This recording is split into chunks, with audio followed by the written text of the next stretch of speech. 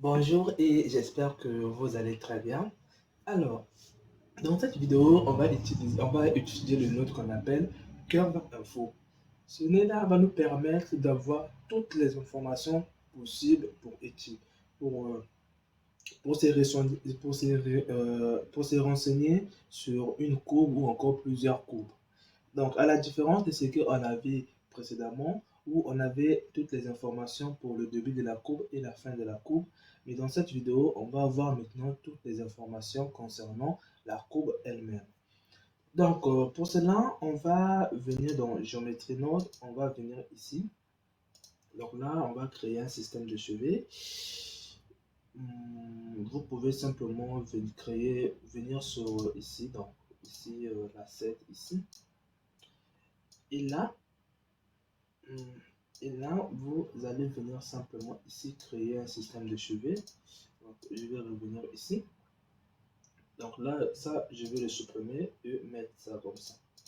Ensuite, on va créer un nouveau géométrie node et créer un nouveau nœud. Donc là, on ne le voit pas. On touche sur la touche A et on vient dans Select from Geo.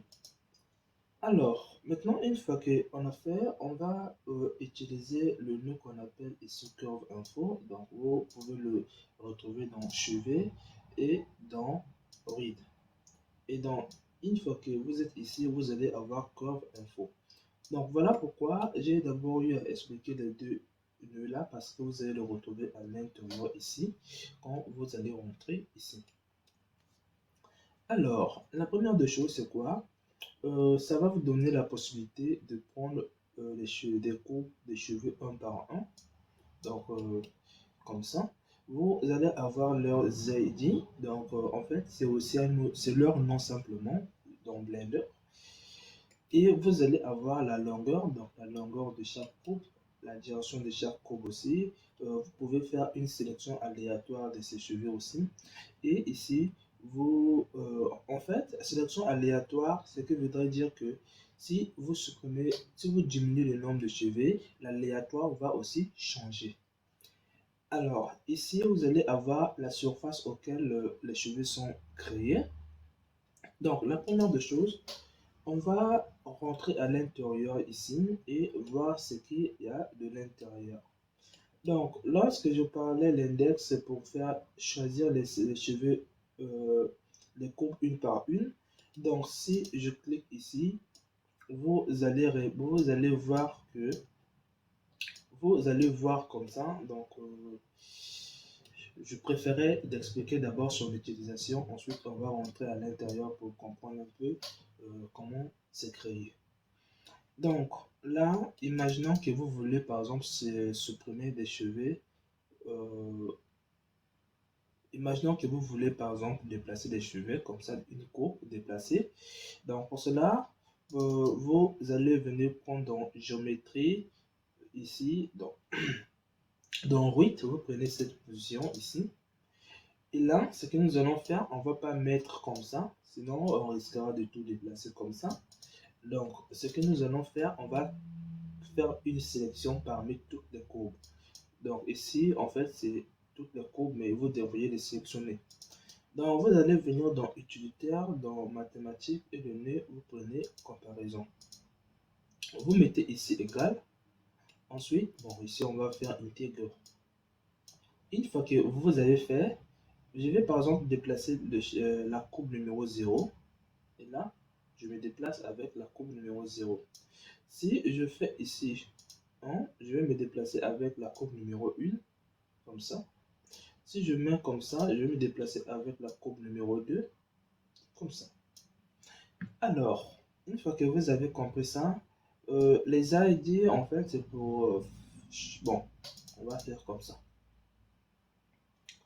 Hmm, je vais... Ce que nous allons faire, quoi? On va faire un déplacement aléatoire sur les cheveux que nous voyons ici. Donc, pour cela, on va venir prendre le nœud qu'on appelle ici random value ici. Et vous prenez simplement ID, vous mettrez ici. Et là, vous allez mettre ici, mais attention, on va dire que c'est un vecteur. Donc, c'est un vecteur. On va agrandir un peu ici. Vous mettez offset ici. Maintenant, ce qu'on va faire ici, c'est quoi? On va supprimer les points au fur et à mesure. Donc, pour cela, vous allez venir dans géométrie, prendre le nœud delete par exemple. On va supprimer de manière aléatoire. Donc, on va utiliser encore le nœud random value ici. Donc, vous mettez ça ici. Vous pouvez mettre booléen pour faire en fait la sélection aléatoire comme ça. Donc, vous allez remarquer que au fur et à mesure qu'on supprime, vous remarquez bien que l'emplacement des cheveux est en train de changer.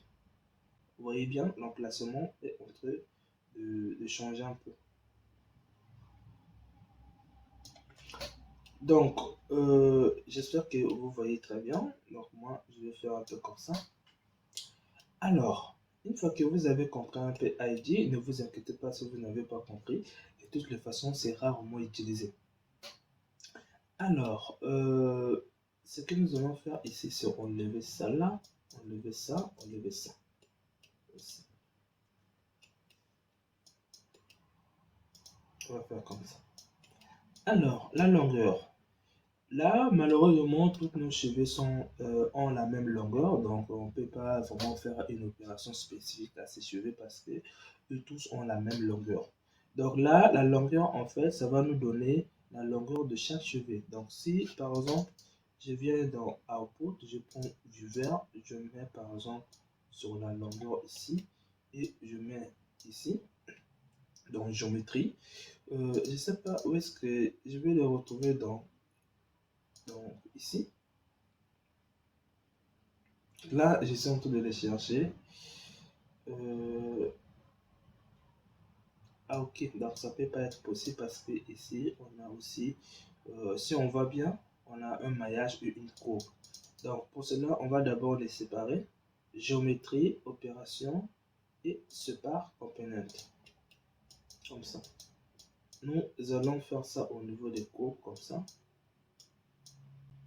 Je ne sais pas si ça va apparaître ici. Tantôt le vert, ça fait un peu mal à la tête pour mieux l'utiliser. Ah ok, c'était fermé. C'était fermé. Ok. On voit bien que toutes les cheveux ont ici, d'abord, les cheveux ici ont la longueur de 1, comme vous le voyez ici. Donc la longueur de cheveux qu'on utilise, vous pouvez simplement le changer en venant ici. Et vous allez avoir la longueur ici. Vous remarquez bien que la longueur, c'est la même chose. Ici aussi. Donc, ici, vous allez avoir la direction. Donc, je ne sais pas, imaginez que vous voulez créer, par exemple, des cubes sur chaque point de nos cheveux. Donc, pour cela, vous allez faire quoi? On va d'abord faire ici quelque chose de très rapide. On va utiliser les courbes. Ok, comme ça. Donc, on va créer par exemple des cubes sur chaque point des cheveux. Donc, je vais diminuer le nombre. On va créer chaque point sur les cheveux. En fait, des cubes sur chaque point des cheveux. Donc, vous allez venir prendre le nœud qu'on appelle instance on point. Vous mettez ici et ça vous demande la forme. Donc, nous, la forme, ça sera un cube. Donc, on vient ici dans Mesh. Ah ouais, dans primitive, vous prenez simplement cube. Vous allez mettre simplement instance ici. Ensuite, on va diminuer ça, leur taille. Comme ça. Donc, chez nous, on n'a que 2 points, donc on ne peut qu'avoir ici et ici. Ensuite, si on étire ça, vous remarquez bien que eux tous partent dans la même direction. Et là, imaginons maintenant que vous voulez que ça puisse prendre la direction de chaque cheveu. Donc, ce que vous allez faire ici, c'est de prendre le nœud qu'on appelle Euler, donc utilitaire, rotation et Euler. Donc, ici. Maintenant, vous allez mettre ça dans rotation. Attention, il faut que ce que vous connectez ici vient de la courbe.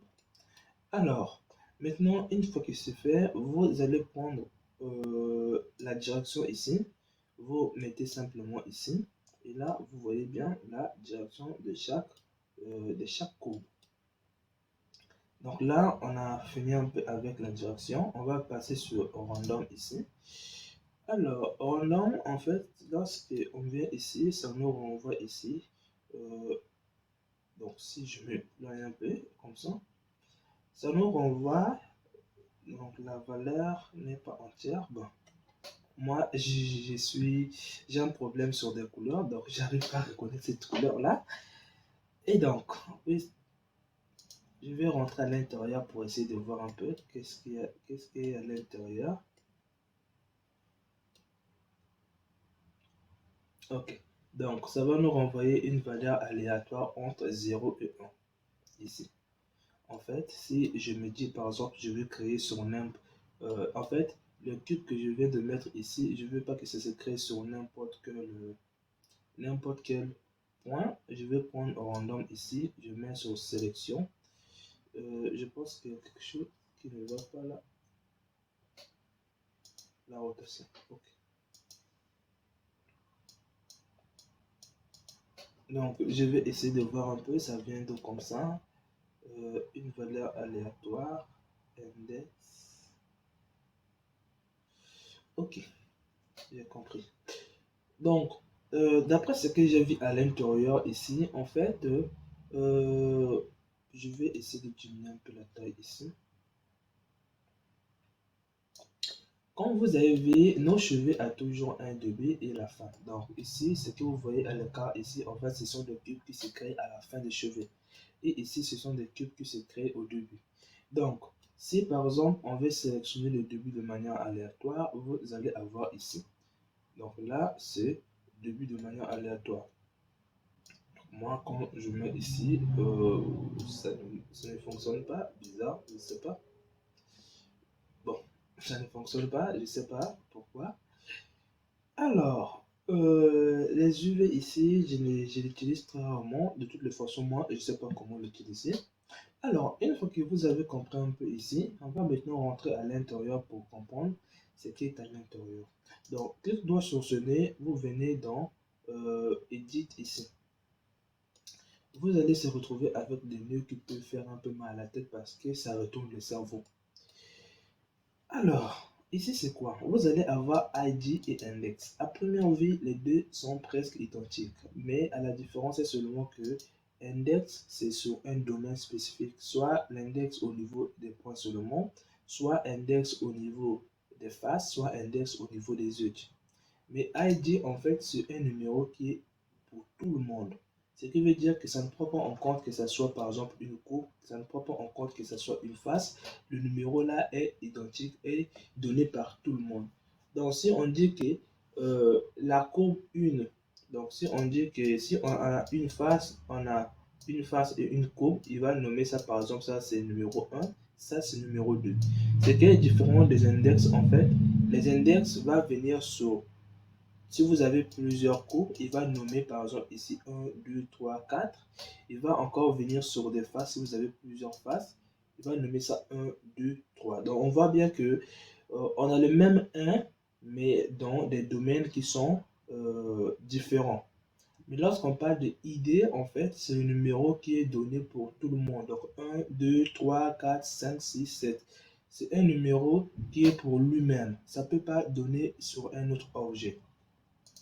Donc ici, on fait quoi? C'est que quoi?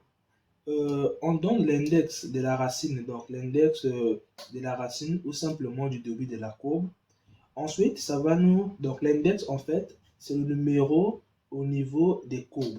Donc si vous ne comprenez pas, lorsque vous êtes ici dans les domaines, si je viens sur des points, ici, on va avoir plusieurs numéros ici. Donc, pour le voir un peu, je ne sais pas, ok. Pour le voir, vous allez faire clic droit, venir dans Output et prenez le nœud vert. Vous mettez ici. Donc là, nous sommes à l'intérieur. Peut-être que ça ne va pas marcher parce que on n'a pas de géométrie.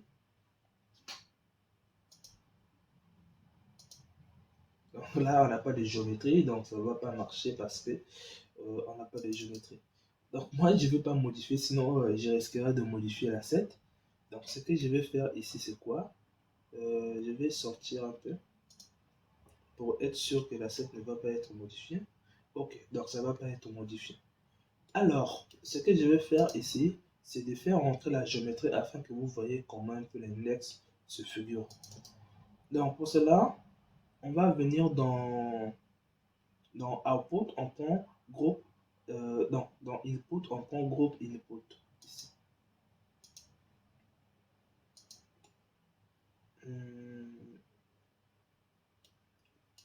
Donc là, on ne peut pas faire rentrer, il faut qu'on ait une géométrie ici, sinon ça ne va pas marcher.